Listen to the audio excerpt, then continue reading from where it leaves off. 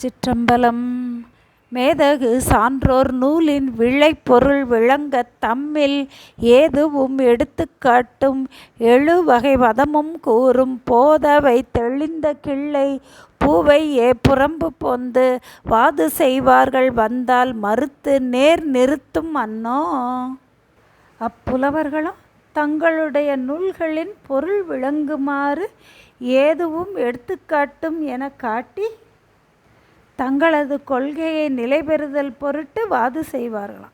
அதை கேட்ட கிளியும் நாகனவாய் பறவையும் அவர்கள் வெளியே போயிருந்த போது, அவர்கள் இல்லாத போது அந்த கிளியும் நாகனவாய் பறவையுமே வாதம் செய்பவர்கள் வந்தார். அவர்களோடு அந்த வேத ஆகமங்களின் பொருளை நிலைநிறுத்துதல் பொருட்டு ஏதுவும் எடுத்துக்காட்டவும் செய்து வாதம் செய்வோமாம். இத்தகைய பெருமையை உடையது இந்த தமிழ்ச் சங்கம் என்று காட்டுகின்றார். 2422 ஆய 6 என் புலவரும் மாய்ந்து உணர்பாய கேள்வி பயன்பெற மாட்சியால் தூய பாடத் தொடங்கினர் செய்து கொண்டு ஏறியவாறு இருந்தார் அவர் எல்லையாய்.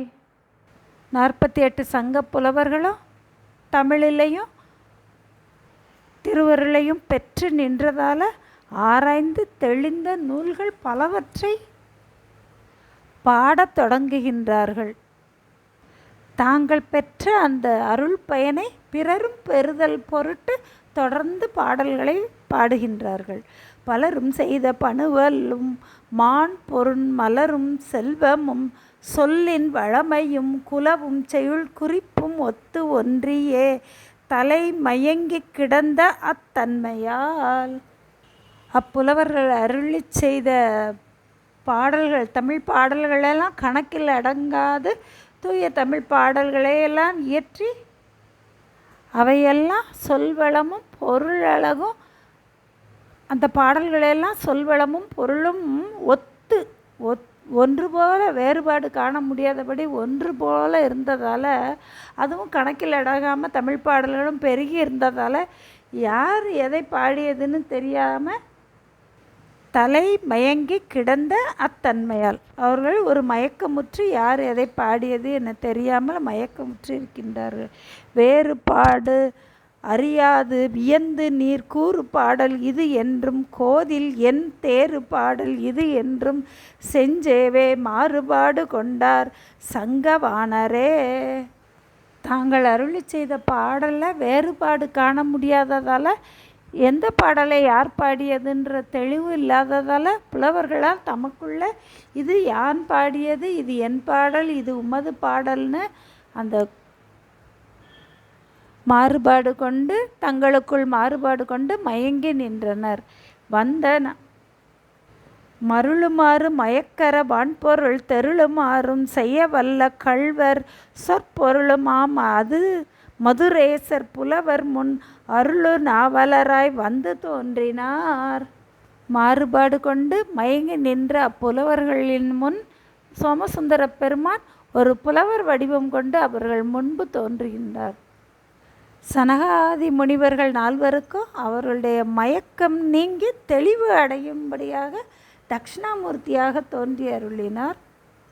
சொல்லும் பொருளுமாய் நின்ற பெருமான் மயக்கம் நீங்கி உண்மை பொருள் தெளியுமாறு புலவராய் வந்து தோன்றினார். வந்த நாவலர் வந்திக்கு நாவலர் சிந்தை ஆகுலம் செய்ய மயக்குறும் பந்தை யாப்பை கொணர்கென பாவலர் எந்தை ஈங்கி இவை என்று முன் இட்டனர்.